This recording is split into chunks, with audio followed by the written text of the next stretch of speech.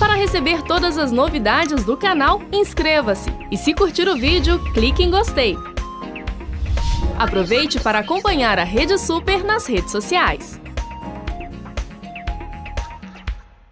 Vanessa e Dr. Dalton, por que as pessoas têm dificuldade de demonstrar afeto? Serginho, eu vou começar essa resposta, Dr. Dalton, mas você vai me começar, ajudando, a gente vai fica à vontade. completando.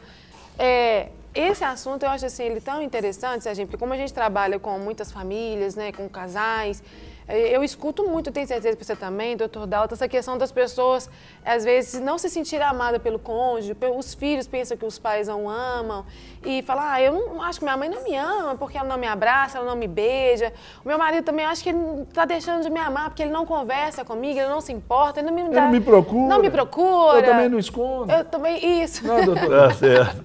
Então, assim, ele não me beija, não me abraça e já vivo muitos anos sem receber esse afeto. E o afeto, ele é muito importante, é uma manifestação do amor e nós precisamos dele. Agora, muitas pessoas têm dificuldade de demonstrar afeto porque não receberam isso da família. Tem homem e tem mulheres também que foram criadas dentro de uma casa, né, doutor Dalton, onde eles não receberam esse afeto. Então, hoje eles não dão conta de, às vezes, de dar um abraço, de dar um beijo, de falar uma palavra de carinho, né, para poder agradar aquele que está recebendo.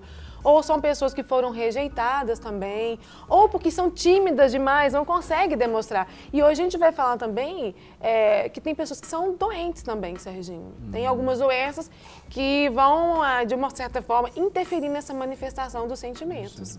Doutor Dalton, então, essa relação que a Vanessa colocou aí tem a ver com aquela história de que você dá o que você tem? Com certeza. E, na verdade, é o seguinte, o ser humano é muito complexo. O ser humano, a programação genética dele, do meu ponto de vista, não deve chegar a uns 30%. E a maioria do que você foi aprendido depois que você nasceu. Então, o ambiente familiar tem um peso muito grande na vida da criança. Então, você cresce no ambiente, com uma cultura, com uma porção de coisas, com pessoas com dificuldades, você não tem possibilidade de falar, a pessoa vai se fechando. Aí depois ela vai ter uma dificuldade lá na frente. E, Serginho, o que eu quero falar, né, nós queremos falar é o seguinte, nós temos que crer, né, e principalmente depois que a gente recebe Jesus, que nós temos a marca de Cristo em nós. E às vezes a criança, ela nasce, ela não tem marca nenhuma, né, doutor Dalton? Nasceu. E de acordo com aquilo que ela vai recebendo durante a vida, ela vai sendo marcada de forma positiva ou negativa. E às vezes você não recebeu esse afeto da sua família, do seu pai, nem da sua mãe, e hoje você não consegue demonstrar isso porque você não recebeu. Mas nós podemos escolher ter Jesus na nossa vida e as marcas de Cristo em nós vai fazer com que a gente consiga dar aquilo que a gente não recebeu. Você concorda, doutor Dalton? Eu falo que a experiência de conversão genuína, que a pessoa realmente entende que ela é pecadora e ela aceita Jesus, ela tem benefícios psicológicos imediatos, como se sentir amada, ser perdoada. Eu tenho várias histórias, por exemplo, quando as pessoas contam a história de vida delas, falam assim, mas como é que você melhorou? Ela fala, depois que eu converti. Então, quer dizer, uma experiência de conversão genuína já sara uma boa parte. Isso é um psicólogo que está falando, né, Serginho? E pela capacidade e pela habilidade, doutor Dalton, aí vai então a pergunta. O senhor usou o termo sarar, ela sara. Essa incapacidade de demonstrar esse afeto pode ser uma doença ou é uma doença? Existe uma expressão que chama alexitimia, é um termo utilizado, a pessoa desenvolveu ele em 1960. A pessoa tem ele juntou o A, é um termo grego. O A é ausência, falta, lexis, que é palavra, e timia, que está ligada à emoção. Então, é uma dificuldade de verbalizar a emoção, de reconhecer o afeto, do sentimento. E uma coisa interessante, que isso está ligado muito com a questão do psicossomático. Porque a pessoa que não sabe lidar com o afeto, que joga ele para dentro e coloca ele no inconsciente, ou não quer saber dele, ou tem dificuldade de lidar com ele, ele vira depois, o ser humano é como, eu falo que a pessoa explode ou ela implode. Aquilo começa a gerar uma disfunção no organismo dela e gera Agora, doença essa alexitimia, né, doutor Dalton, ela não essa pessoa que tem esse comportamento, né, essa doença, vamos falar assim, ela conhece a emoção dela, ela sabe o que é amor, ela sabe o que é ódio, só que ela não consegue lidar com essa emoção, que é diferente de um psicopata, que nem entende, não conhece esse tipo de sentimento, né, doutor Dalton? E a pessoa não nasce com alexitimia, é assim que fala, né? Ela vai desenvolvendo de acordo com aquilo que ela vai recebendo do meio que ela está vivendo. E uma pesquisa mostra que 10% da população mundial tem desse transtorno. Olha... E, na verdade, ele não é neurológico, ele não é biológico, ele é psicológico. Ele está ligado a essas questões pessoais. Agora, Serginho, tem outras doenças também que façam que a pessoa tenha dificuldade de expressar as emoções. Por exemplo, o autista, né, doutor Dalton? Nós vamos falar sobre autismo no nosso seminário, viu, gente? O autista, ele não consegue demonstrar emoção. Por exemplo, uma pessoa com depressão, às vezes ela passa por essas dificuldades. Então, quando nós, em família, né, estamos convivendo com as pessoas do nosso meio familiar e essa pessoa não consegue demonstrar essa afetividade, nós precisamos de estar num lugar de amar, gente, e não de ficar julgando. Porque às vezes nós queremos tanto receber e menos compreender o outro. Então, por que o meu marido, por que o meu filho, por que uma amiga minha não consegue demonstrar esse afeto? E eu creio, né, que Deus quer nos colocar nos colocou no mundo, na vida das pessoas, para que a gente pudesse, de uma certa forma, ser um agente de mudança na vida dos outros. Ao invés de se colocar no lugar de cobrador, se coloca no lugar de amor, né? De amar e de compreender e de tentar ajudar as pessoas. E a emoção, ela é fundamental. O ser humano, o sistema psicológico se divide em a razão, a emoção e a consciência. As três partes são fundamentais. E a emoção é que te dá a noção de qualidade. Eu gosto disso, eu não gosto daquilo, isso é bom, isso é ruim.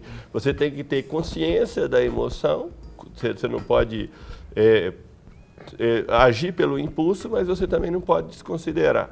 Que aí é onde entra aquela condição de que, por exemplo, a paixão, o amor é cego. Mas a gente sabe que o amor não é cego.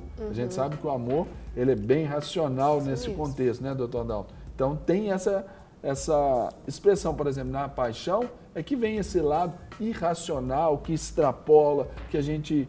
eu falo que quanto mais apaixonado, mais imaturo, né? Porque é a ideia da idealização. O amor é uma questão que você tem... Você amar a pessoa real a partir das qualidades reais dela. O doutor Dalton falou duas palavras assim, conhecer as suas emoções, né? E eu acho que uma coisa muito importante é a pessoa se autoavaliar, né, doutor Dalton? Entender assim, por que eu não consigo demonstrar afetividade? O que está acontecendo comigo? E a Bíblia fala que a salvação é desenvolvida e nós somos seres em desenvolvimento.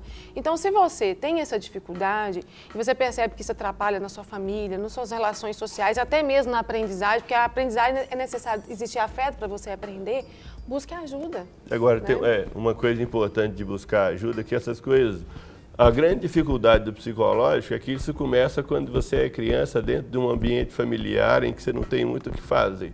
Mas é interessante que depois que as pessoas crescem e ficam adultas, as pessoas parece que elas sempre têm uma parte da criança que ela foi. Então, quando você lida com o adulto, você tem que voltar na história de vida dela e reeditar aquilo numa perspectiva de adulto. Porque a criança tem uma forma específica de interpretar as coisas. A racionalidade dela é muito limitada, então ela pega aquilo no literal. E por que existe a dificuldade, os problemas psicológicos? Porque as pessoas deletam da consciência. Por isso que vem muito da infância, porque a criança, quando ela está angustiada, ela deleta da consciência. É o famoso não sei, não quero saber, e tem raiva de quem sabe. Mas isso fica guardado dentro dela. Então ela cresce, ela tem dois registros. Aí, quando a pessoa está muito afetada emocionalmente, ela age de uma forma incompreensível. Quando ela volta ao normal, que a emoção abaixa, que a racionalidade volta a funcionar, ela fala, como é que eu fiz isso? Por que eu fiz isso? Porque ela foi afetada por questões emocionais não resolvidas.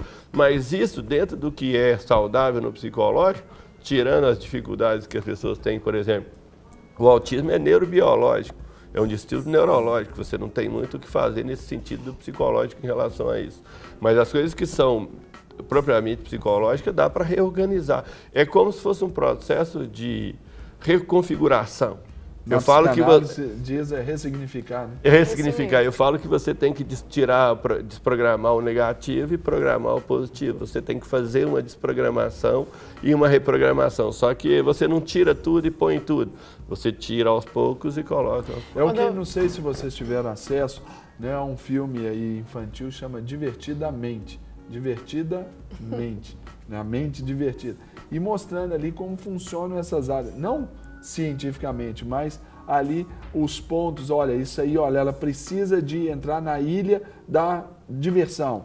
Aí aquela criança, ela precisa entrar, aquela ali é a ilha da desonestidade. Quando a menininha, a protagonista ali da animação, ela vai lá, ela pega o cartão de crédito dos seus pais, escondido da sua mãe, ela pega então aquela ilha da desonestidade, aliás, melhor, da honestidade, ela se rui, porque ela pegou aquilo ali. Então funciona assim, quando o senhor diz o positivo, aí tem lá a representação da alegria.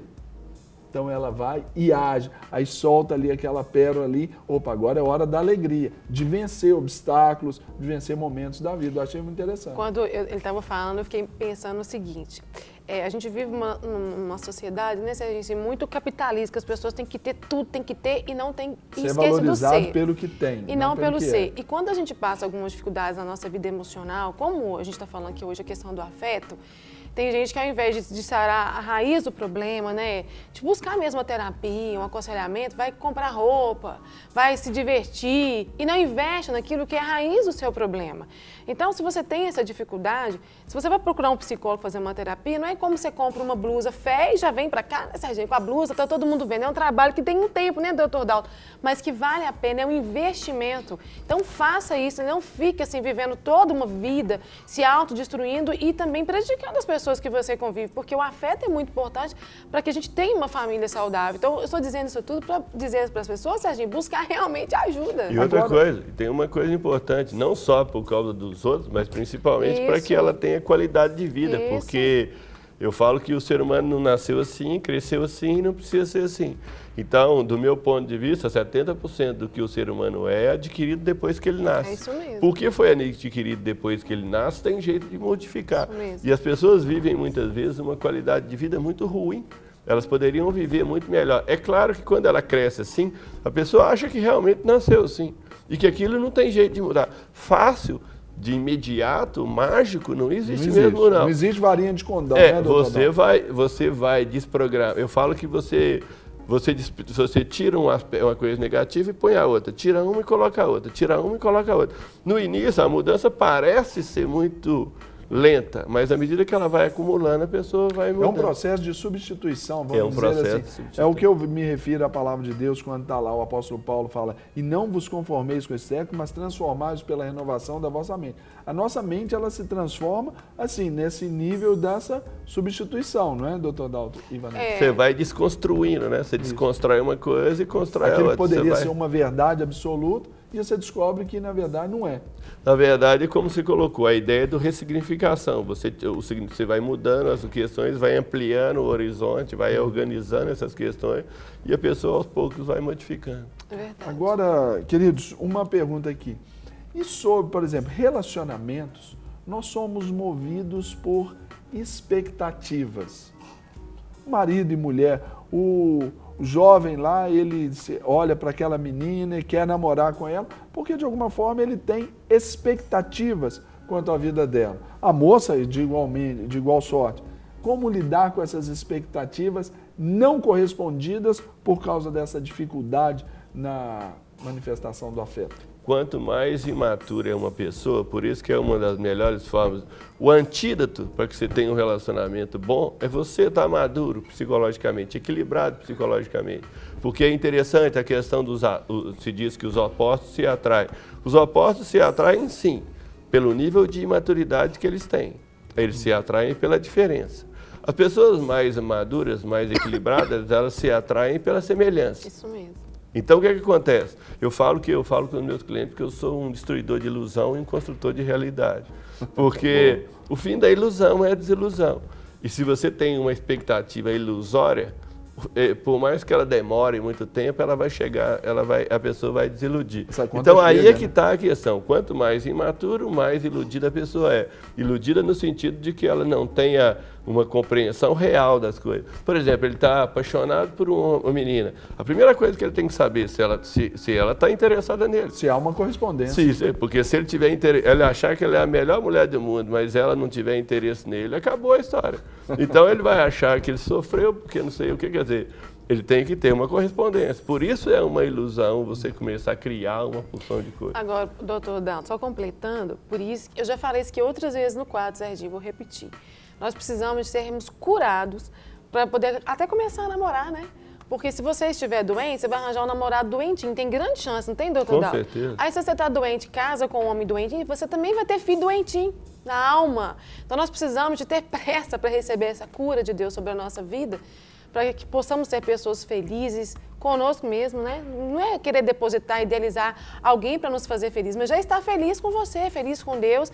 E aí, à medida que você for casar, for construir sua família, você já está saudável e não adoecer o outro também. E a felicidade não é um negócio que você idealizar. A felicidade é você saber lidar com a realidade de uma forma mais adequada. Por isso que eu falo que eu sou um destruidor de ilusão e construtor de realidade. Por isso, não adianta você construir um castelo no ar ou um castelo de areia na beira da praia. Ele vai ser desmontado de alguma forma. Então, constrói uma casa pequena, bem feita, sua, na terra, num lote que você comprou, que aí você vive em cima de uma realidade. Se você souber dar valor ao que você tem, você vai acabar ficando feliz. Agora, se você começar a achar que depois que você tiver um carrão, um casão e uma porção de coisa para você ser feliz, você nunca vai atingir essa felicidade. Aí é o descontentamento, né? E a felicidade é um conjunto de fatores e você saber dar valor a eles. Ô, doutor Dalton, tem gente que até consegue uma mansão, um carrão e continua aquele infeliz, vazio existencial, Por quê? né? Porque ele está procurando do lado de fora um negócio que ele tem que resolver dentro dele. E não adianta ter muito se você não sabe dar valor ao que você tem. Claro que os bens materiais têm a utilidade prática deles, mas você não pode atribuir, supervalorizar as coisas. E nem as pessoas. Isso mesmo, eu falo ali na minha vida, ali trabalhando com casais também, doutor Dalton e Vanessa, eu sempre brinco de uma máxima que eu aprendi, eu achei interessante e eu gosto de usar. O mais maduro, no caso de um conflito, no caso aí de uma dificuldade de um casal, por exemplo, eu sempre digo, o mais maduro sempre cede primeiro. Então aí fica já aquela desculpa, né? Opa, não, eu vou ceder. Tem isso também, né? Na prática é exatamente isso, né? A pessoa mais carente, com mais dificuldade, é aquela que demanda indefinidamente. Agora, como lidar então com as pessoas? Aí já estou falando nessa questão da reciprocidade. Como lidar com essas pessoas frias que têm essa dificuldade? Como lidar com elas? Uma coisa interessante, ela pode ser fria, mas ela pode ter outras formas de demonstrar esse afeto. As coisas muitas vezes funcionam desse jeito. Igual eu estava conversando com uma cliente minha que ela tem uma dificuldade lá que eu achei interessante ela juntar o fato da carência afetiva paterna com os relacionamentos que ela tem. Eu falei, não, fantástico, ajudou meu processo. Aí, voltando lá atrás, o pai é amoroso, mas o pai é prático. É aquele pai que te dá tudo. Como diz, meu filho, eu te amo, eu trabalho, eu quase me mato para te dar tudo. Mas não sabe dar um abraço, não sabe fazer um carinho. Aí você tem que pegar a pessoa, trazer ela na infância dela, assim, repensar aquilo e mostrar que ele tem a história de vida. Pai e mãe, antes de ser pai e mãe, é gente. E tem uma história de vida. E ninguém dá o que não tem. Verdade. Então, muitas vezes, você tem que entender a forma de amor que a pessoa tem.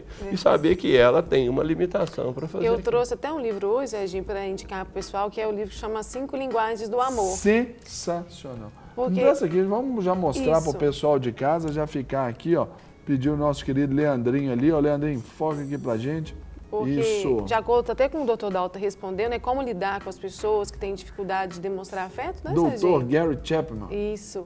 Esse livro fala sobre as formas que as pessoas têm de demonstrar amor, seja com palavras, com serviço, né, com tempo de qualidade, com toque, palavras de afirmação. Então, cada pessoa tem um caminho do coração, né? Então, de repente, você está casado, seu marido não te dá um beijo, mas como o doutor Dalton falou, ele trabalha para ser o provedor, ou ele está desempregado, mas ele te ajuda nas coisas de dentro de casa, no serviço. Então, cada pessoa vai ter uma forma de manifestação de afeto.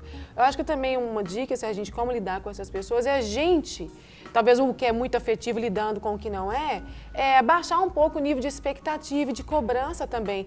Porque você está assim, cobrando sempre naquela expectativa. É desconstruir a ilusão mesmo. E amar essa pessoa mesmo assim. Eu conheço uma história que eu gosto muito, Serginho, vou contar rapidinho. Fala assim de um moço que tinha mais de 20 anos, doutor Dalton, que ele comprava jornal numa banca de revista. E todos os dias que ele ia nessa banca, ele era maltratado pelo vendedor. Ele chegava e falava, bom dia, o moço fazia cara feia, jogava o jornal para ele de qualquer jeito. E teve uma época de férias que um amigo desse moço foi com ele lá, passear na casa dele e foi comprar o jornal na banca. E durante uma semana um amigo viu ele sendo maltratado pelo vendedor.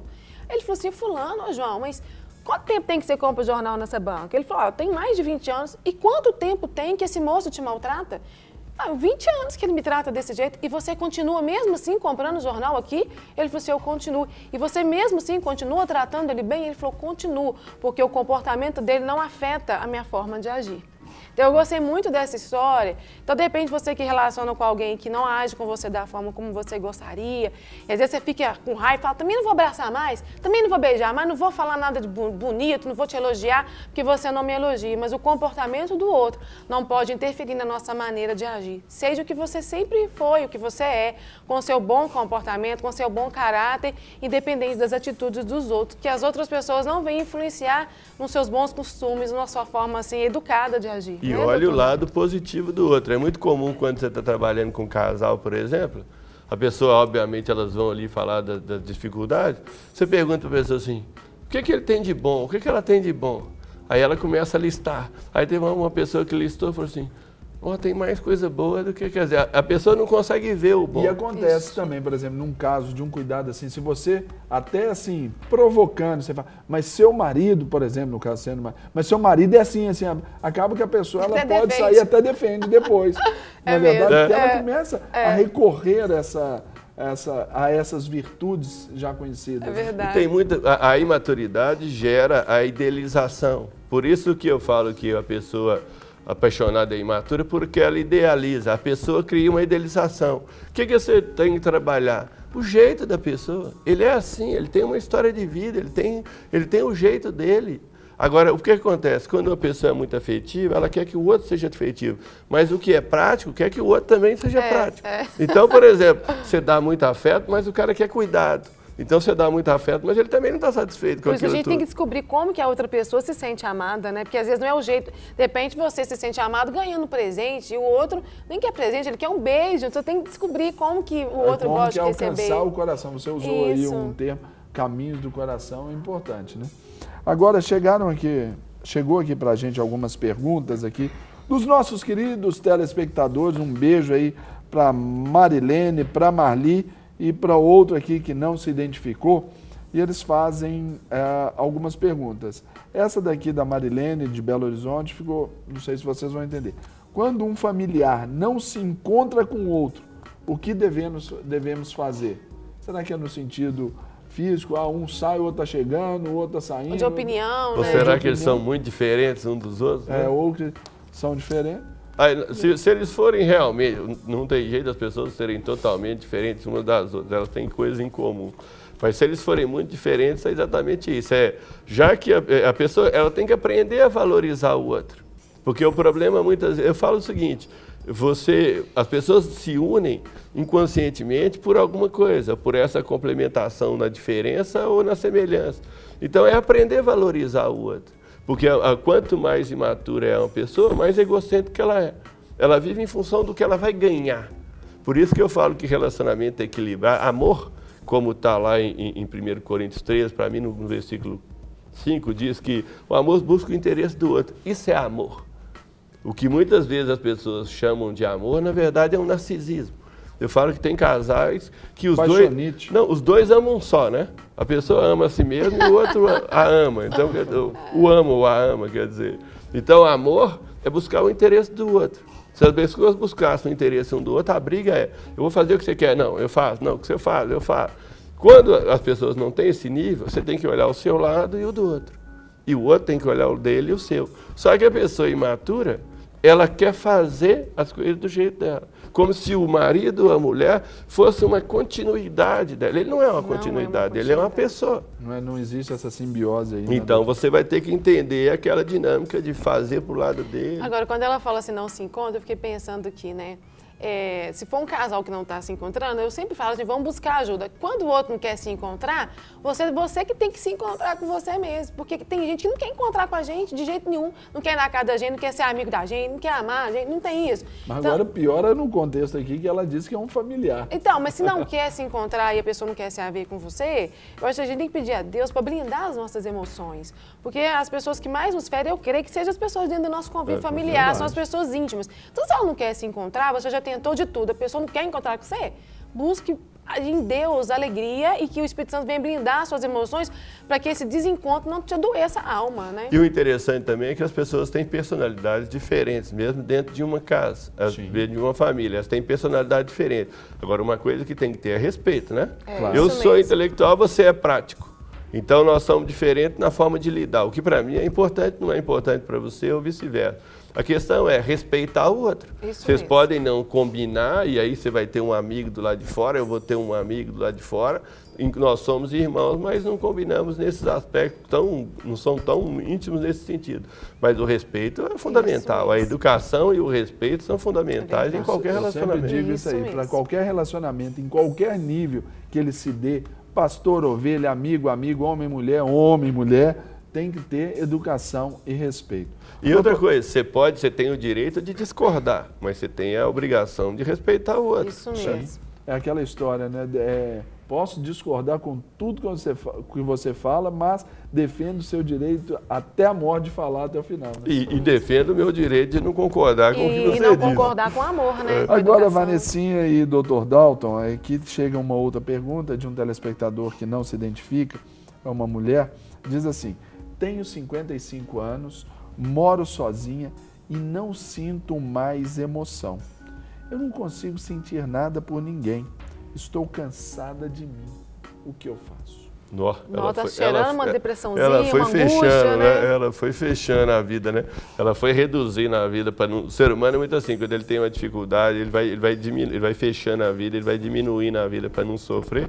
Chega uma hora que ele fica enclausurado dentro dele mesmo. Então, ela acaba ficando deprimida, ela acaba ficando fechada. Tem que retrabalhar isso, ressignificar a vida, porque eu falo o seguinte: se você está nesse mundo, você tem uma função, você tem uma possibilidade. Se Deus não te levou ainda, então você ainda pode melhorar, ainda pode ter uma qualidade de vida. Eu vejo também assim, né, ela mandando essa pergunta, o que motivou ela a entrar nessa vida tão fechadinha. E se você estivesse tão feliz desse jeito, você não estaria agora nos assistindo, muito menos mandando essa pergunta.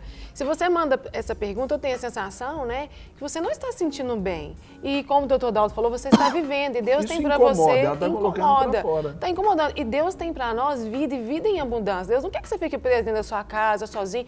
Deus nos fez para viver em sociedade. Então, vem aqui na nossa igreja. Nós temos um Ministério de Mulheres, quem sabe ela é de Lagoinha, né, Serginho? Nós temos o Ministério de Mulheres em Ação, eu estou lá, a pastora Paulette, a pastora Ana Luz, tantas pastoras, nós estamos aqui esperando você para te abençoar. Ligue para a gente, 3429-1300, vem participar, nós temos na Casa Rosada tantos projetos para as mulheres, você é uma mulher, a gente quer ter você aqui com a gente, não fique sozinha, venha viver com a gente em comunidade, entre amigas, temos tantos cursos na igreja, Deus não quer você ir trancada na sua casa sozinha. Lá, nós temos um curso, Serginho, a nossa formatura vai ser até dia 9 de julho, que chama Mulher de Sucesso. E nós trabalhamos tantos assuntos relacionados à vida da mulher e durante esse tempo, foram 3 meses de curso, nós tivemos algumas mulheres lá que estavam passando por depressão. E Jesus não quer que você fique na sua casa sozinha, angustiado. Ele vai criar meios para trazer você para viver em sociedade. Então saia da sua casa, nos procure e não fique aí cheio de tristeza, não. Jesus tem muito mais para você. E uma coisa interessante é o seguinte: realmente a história de vida das pessoas não é fácil, viu? Quando a gente tem o privilégio de sentar na frente de uma pessoa e ouvir a história dela, ela te conta coisa que ela nunca contou para pai, mãe, marido, mulher, para ninguém.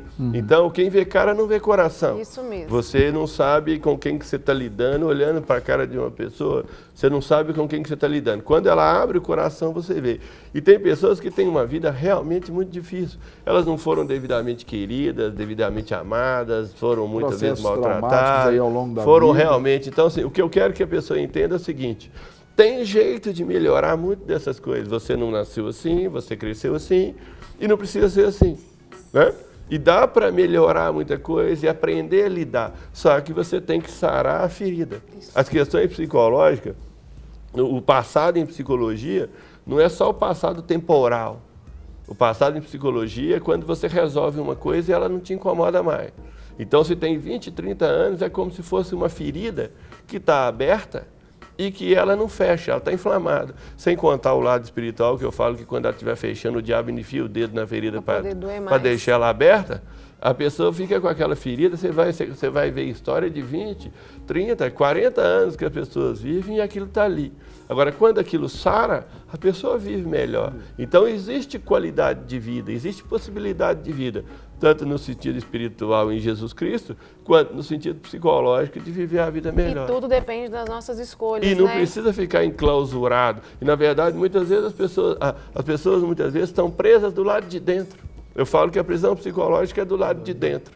Você está do lado de fora com o direito de ir e vir, mas é como se você estivesse algemado ou carregando uma bola de ferro amarrada na canela e estivesse puxando aquela... Então ela está presa por dentro. O que você faz é soltar esses bloqueios que tem para que a pessoa... O rio caminhe sozinho. Ele está cheio de barreira e você tira para ele andar sozinho. Isso mesmo. Gente, que papo maravilhoso, gostoso. O quadro Vida em Família é sensacional, não é, dona Vanessa? Amém, obrigada, eu também acho. É isso, Para receber todas as novidades do canal, inscreva-se. E se curtir o vídeo, clique em gostei. Aproveite para acompanhar a Rede Super nas redes sociais.